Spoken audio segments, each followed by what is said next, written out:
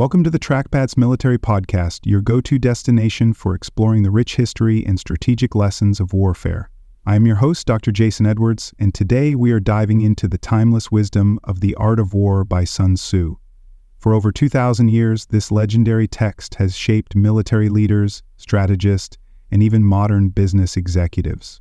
We will explore its origins, key principles, and real-world applications, from ancient battlefields to modern warfare, politics, and corporate strategy.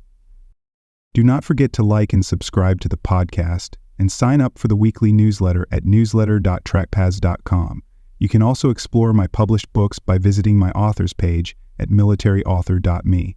Let's get started. The Art of War by Sun Tzu, Timeless Leadership Lessons. Few works in history have maintained their relevance across centuries like The Art of War by Sun Tzu. Originally written over 2,000 years ago in ancient China, this text remains one of the most studied and applied guides to strategy in both military and civilian contexts. Unlike a simple battlefield manual, The Art of War presents a philosophy of conflict and competition that extends far beyond war, shaping how leaders, thinkers, and strategists approach challenges of all kinds. Its lessons emphasize intelligence, deception, adaptability, and careful planning, qualities that define success whether in warfare, business, politics, or even personal decision-making. The enduring appeal of Sun Tzu's work lies in its ability to teach individuals not just how to win battles, but how to control the conditions that determine victory before a conflict even begins.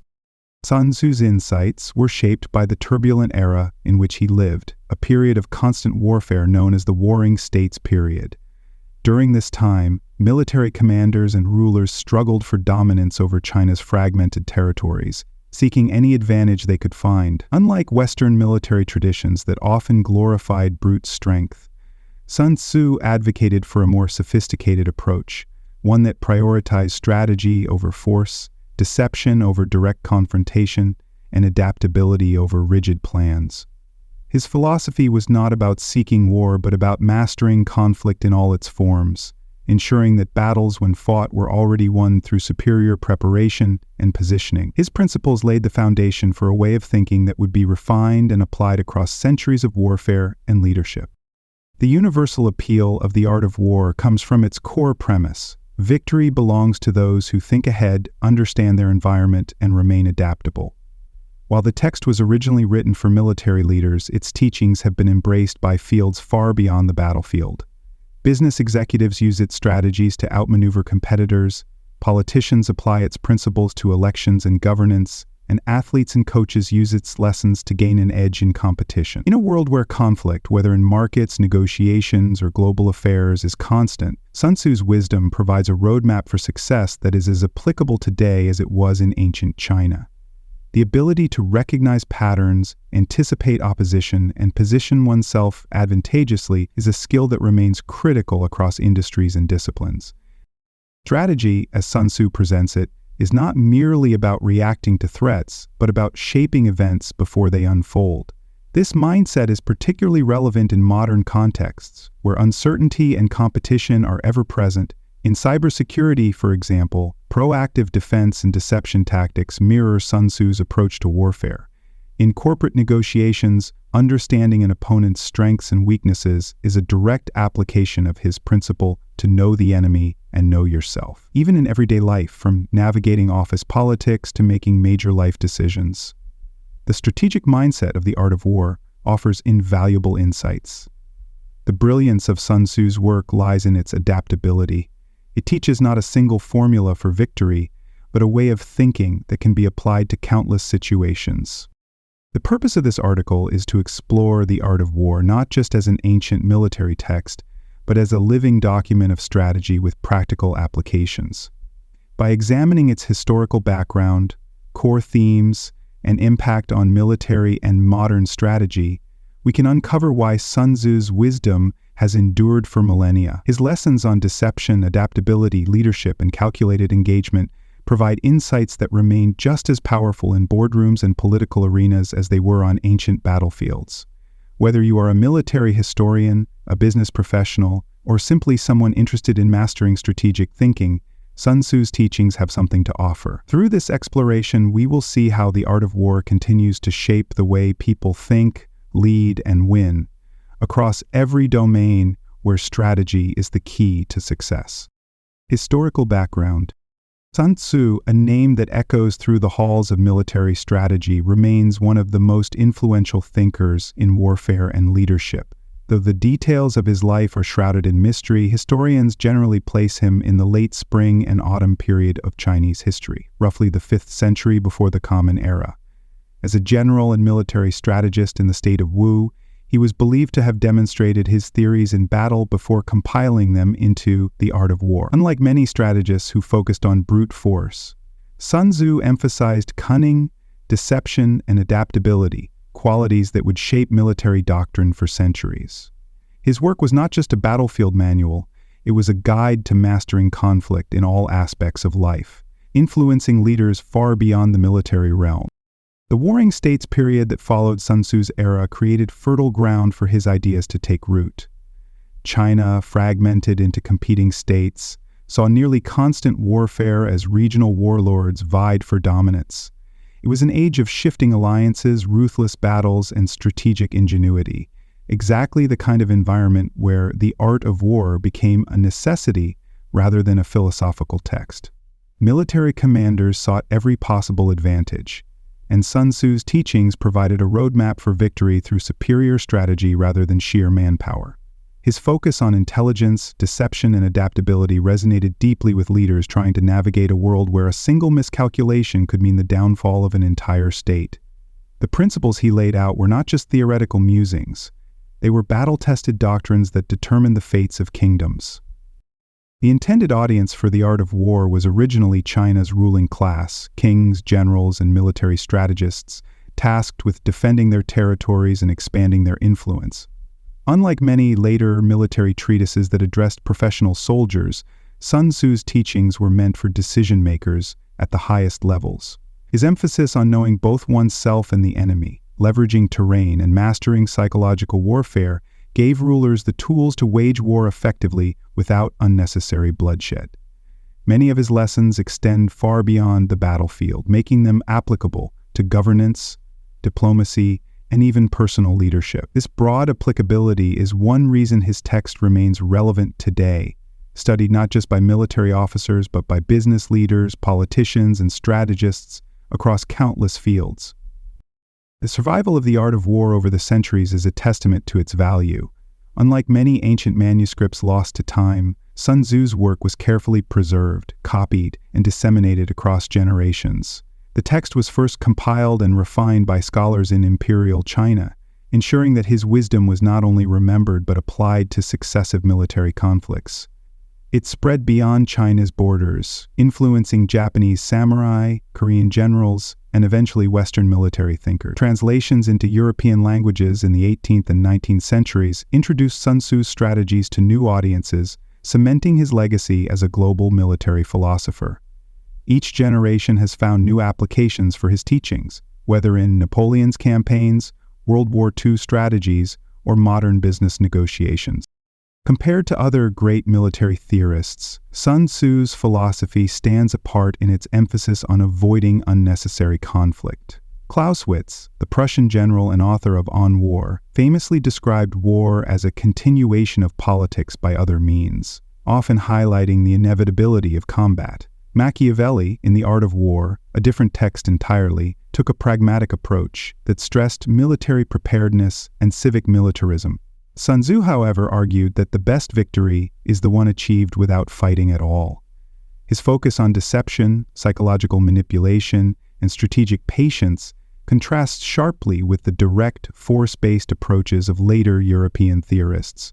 This divergence in thought underscores why his work remains uniquely valuable, not as a justification for war, but as a guide to mastering conflict in all its forms.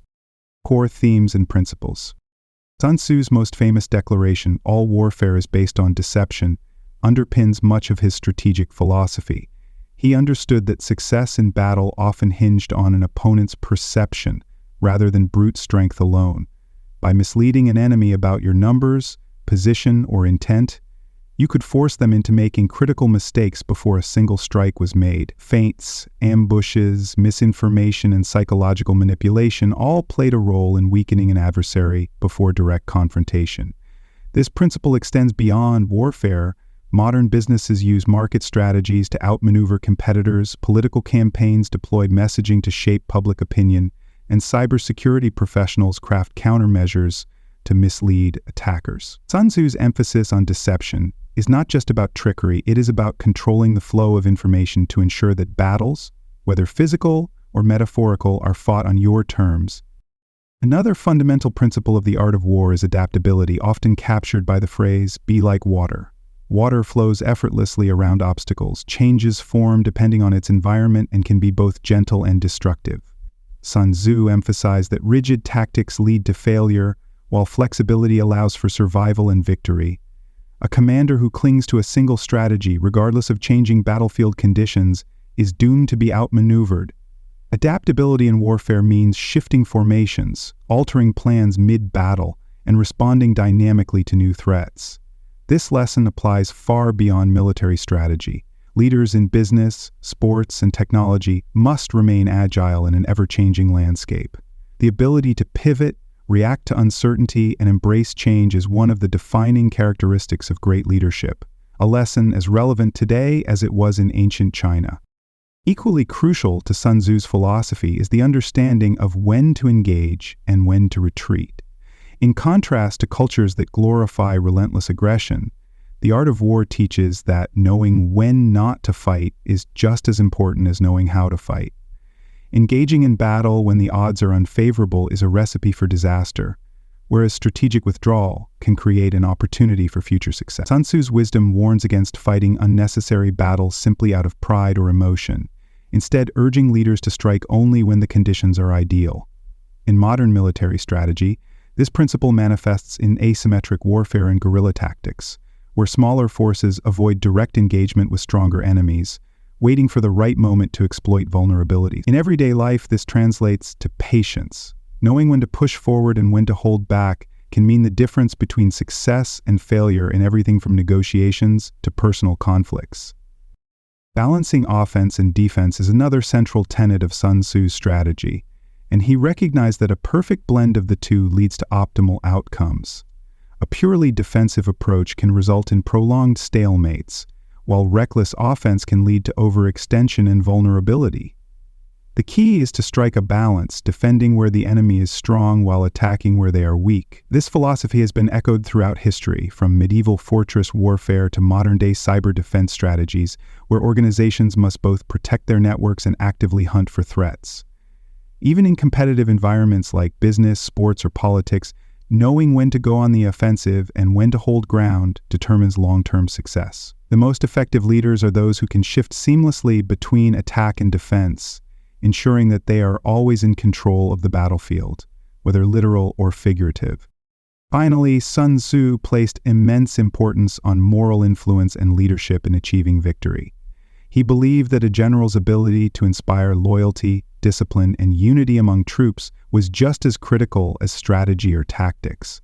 Soldiers who believe in their leader and their cause will fight harder, endure greater hardships, and remain cohesive even under pressure. In contrast, an army led by fear, disorganization, or poor leadership is destined to collapse. This idea extends beyond military conflict. Leaders in any field must cultivate trust, lead by example, and instill a shared sense of purpose in their teams. Whether commanding an army, leading a company, or coaching a sports team, success often hinges not just on skill or resources, but on the ability to inspire those who follow. Sun Tzu understood that a victorious army was not just one with superior strategy, but one with a leader who could command respect and loyalty, ensuring victory long before the battle even began. Applications in military history. Sun Tzu's influence on military history is undeniable, shaping the strategies of some of history's most formidable leaders. One of the most direct applications of his teachings can be seen in Mao Zedong's approach to guerrilla warfare. Mao, leading the Chinese Communist forces against both the nationalists and the Japanese, relied on principles that mirrored the art of war, using deception, retreating when necessary, and attacking only when conditions favored his forces. Mao's famous strategy of the enemy advances, we retreat, the enemy camps, we harass, the enemy tires, we attack, aligns perfectly with Sun Tzu's philosophy of flexibility and exploiting enemy weaknesses. By avoiding direct engagements with stronger forces and leveraging mobility, intelligence, and patience, Mao's forces outlasted their adversaries, securing victory in the Chinese Civil War. This application of Sun Tzu's teachings proved that even against superior firepower, a smaller force could achieve victory through strategic cunning. Napoleon Bonaparte, though trained in the European tradition of warfare, embodied Sun Tzu's principle of adaptability throughout his campaigns. Napoleon's ability to shift strategies rapidly, exploit enemy weaknesses, and deceive opponents with feints and false movements made him one of history's greatest military minds. His famous use of the central position strategy, where he would place his army between divided enemy forces and strike each separately, was a textbook application of striking when the enemy is unprepared. Sun Tzu's philosophy of shaping the battlefield to one's advantage can be seen in Napoleon's rapid marches, unexpected offensives, and psychological warfare tactics. Though ultimately defeated, Napoleon's strategic brilliance and ability to improvise on the battlefield exemplified the importance of fluid, adaptive leadership, much like what Sun Tzu advocated centuries before. Perhaps one of the most famous examples of Sun Tzu's emphasis on deception in modern history was the Allied invasion of Normandy during World War II. The success of D-Day did not solely rely on military might, but on a masterful deception campaign known as Operation Fortitude. The Allies misled the Germans into believing the main invasion would occur at Pas de Calais, using fake radio traffic, double agents, and even an entire fictional army led by General Patton. This deception forced the Germans to hold back reinforcements from Normandy, giving the real invasion force a crucial advantage. Sun Tzu's principle that if your opponent is secure at all points, be prepared for him. If he is in superior strength, evade him, was at play. By keeping the Germans confused and off balance, the Allies ensured their strategic success before the first soldier even set foot on the beaches. The United States military's strategy in Operation Desert Storm in 1991 also reflected many of Sun Tzu's teachings, particularly in terms of deception, speed, and overwhelming force applied at the right moment. Coalition forces under General Norman Schwarzkopf used an extensive air campaign to weaken Iraqi defenses before launching a rapid, unexpected ground assault. A key element of this strategy was the left hook maneuver, where United States forces feigned a direct assault while executing a massive flanking movement through the desert, bypassing the heavily fortified Kuwaiti defenses. This approach echoes Sun Tzu's advice to attack where the enemy is weak and to avoid prolonged direct confrontation when unnecessary. By misleading Iraqi forces and striking with overwhelming precision at the right moment, the United States achieved a swift and decisive victory with minimal casualties, showcasing the timeless effectiveness of Sun Tzu's strategic principles. The influence of the art of war extends beyond individual battles or campaigns, shaping the fundamental differences between Eastern and Western approaches to warfare. Western military doctrine, heavily influenced by Clausewitz and the emphasis on decisive engagements, often prioritizes direct confrontation and overwhelming firepower. In contrast, Eastern military strategies, particularly those derived from Sun Tzu, emphasize patience, deception, and indirect methods to weaken an enemy before engagement. This philosophical divide can be seen in the contrast between traditional United States military doctrine and the strategies employed by nations like China and Vietnam, where asymmetric tactics, psychological warfare, and long-term strategic patience often play a more prominent role. Whether on the battlefield or in the boardroom, Sun Tzu's principles continue to shape strategic thinking worldwide, proving that his lessons remain as relevant today as they were over 2,000 years ago. Criticism and misinterpretations. Despite its widespread influence, the art of war is not without its critics. Some argued that Sun Tzu's teachings, while insightful, are too abstract to be applied directly to real-world conflicts. Unlike modern military manuals which provide clear doctrines and procedures, the art of war offers philosophical guidance that requires interpretation. This ambiguity means that different readers may extract different lessons, sometimes leading to contradictory applications. Critics contend that while Sun Tzu's principles may serve as useful general guidelines, they lack the specificity required for modern military strategy, where logistics, technology, and operational doctrine play a far greater role than abstract strategic thought.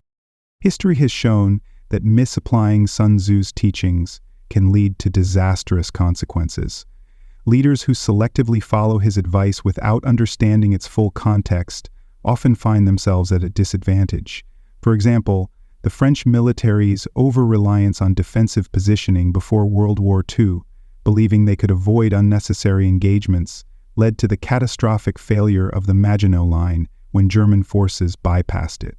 Similarly, Saddam Hussein's miscalculated strategy during the Gulf War, choosing to hold defensive positions rather than adapting to superior coalition forces, demonstrated the dangers of misunderstanding Sun Tzu's emphasis on flexibility.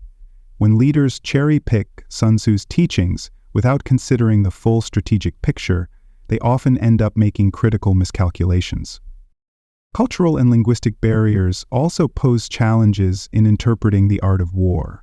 As a text written in ancient Chinese, its meaning can shift depending on translation and cultural context. Chinese philosophy often relies on metaphor and indirect meaning, making some of Sun Tzu's lessons difficult to translate literally. Certain key concepts such as winning without fighting or formlessness have deeper cultural implications that Western readers may not fully grasp. As a result, interpretations can vary widely, leading to misunderstandings about how Sun Tzu intended his principles to be applied. Some scholars argue that many Western readings of the art of war remove it from its Taoist roots, stripping away the philosophical depth that underpins its strategic guidance. Another major criticism of Sun Tzu's philosophy is its moral ambiguity, particularly regarding deception and manipulation. While many celebrate his insights on psychological warfare, intelligence gathering, and strategic misdirection, others question whether these tactics cross ethical boundaries. Sun Tzu advises leaders to mislead opponents, create illusions of strength or weakness, and manipulate perceptions to gain an advantage, tactics that, when applied outside of warfare, can be seen as ethically questionable. In politics and business, for instance, the use of misinformation, deception, and hidden agendas can easily lead to unethical practices. This raises an ongoing debate about whether the art of war promotes a pragmatic but ruthless approach to leadership or simply acknowledges the realities of competition. Finally, modern warfare, particularly in the realms of cyber and artificial intelligence, challenges some of Sun Tzu's core principles. Traditional warfare emphasized terrain, troop movement, and deception through physical means, but cyber warfare operates in an entirely different domain. In the digital battlefield, deception takes the form of misinformation campaigns, deep-fake technology, and cyber attacks, where adversaries may never physically meet. Artificial intelligence-driven warfare further complicates Sun Tzu's emphasis on human intuition and adaptability, as machine learning and automated decision-making alter the dynamics of conflict. While the art of war still provides foundational wisdom on strategy and psychological warfare, the rapid evolution of technology forces modern strategists to rethink how Sun Tzu's principles apply to conflicts that exist beyond the physical battlefield. Conclusion. Sun Tzu's The Art of War endures as one of the most influential strategic texts ever written, its lessons proving as relevant today as they were over 2,000 years ago. Though originally crafted as a guide for military commanders, its core principles, deception, adaptability, knowing when to engage, and balancing offense and defense, have transcended warfare and become essential tools in leadership, business, politics, and personal development. Sun Tzu understood that success is not solely determined by strength or resources, but by intelligence, preparation, and the ability to shape circumstances before conflict even arises. His insights continue to guide those who seek not just victory, but mastery over any challenge that demands strategy and foresight. What makes the art of war particularly remarkable is its adaptability across vastly different fields. Military leaders, corporate executives, athletes, and even everyday decision-makers have applied its teachings to gain advantages in their respective domains. While the technology of warfare has changed, the fundamental nature of strategy, outthinking opponents, leveraging strengths, and minimizing weaknesses remains the same. Its lessons can be found in modern business tactics, political campaigns, and even cybersecurity, proving that Sun Tzu's wisdom extends far beyond the battlefield. The fact that his text continues to be studied in military academies and boardrooms alike is a testament to its universal applicability.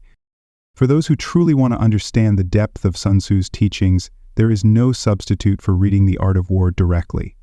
While interpretations and summaries provide insight, the text itself allows for personal reflection and application. Each lesson is open-ended, encouraging thoughtful analysis rather than rigid formulas for success. The beauty of Sun Tzu's wisdom lies in its flexibility. What applies to one situation may manifest differently in another, and understanding how to tailor his teachings to individual challenges is part of the strategic process.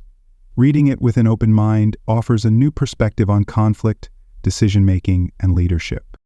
Perhaps the most important takeaway from The Art of War is that success is as much about preparation as it is about execution.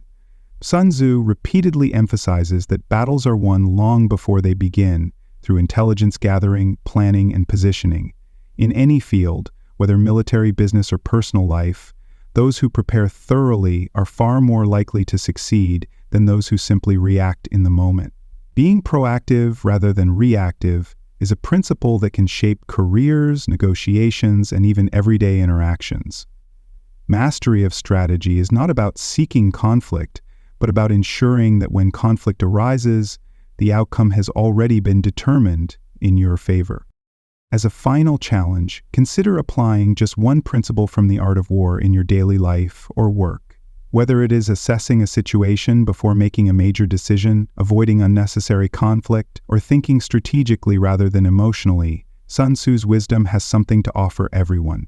The ability to think ahead, adapt to challenges, and position yourself advantageously is a skill that transcends professions and time periods. The Art of War is not just about battle, it is about mastering the art of winning in any arena where strategy plays a role. Thank you for tuning in to this episode of the Trackpads podcast. Do not forget to check out the Trackpads online newsletter, where we take things to the next level with multimedia content. Be sure to subscribe at trackpads.com to stay informed and entertained. Until next time, stay curious and keep exploring the incredible world of military history and life.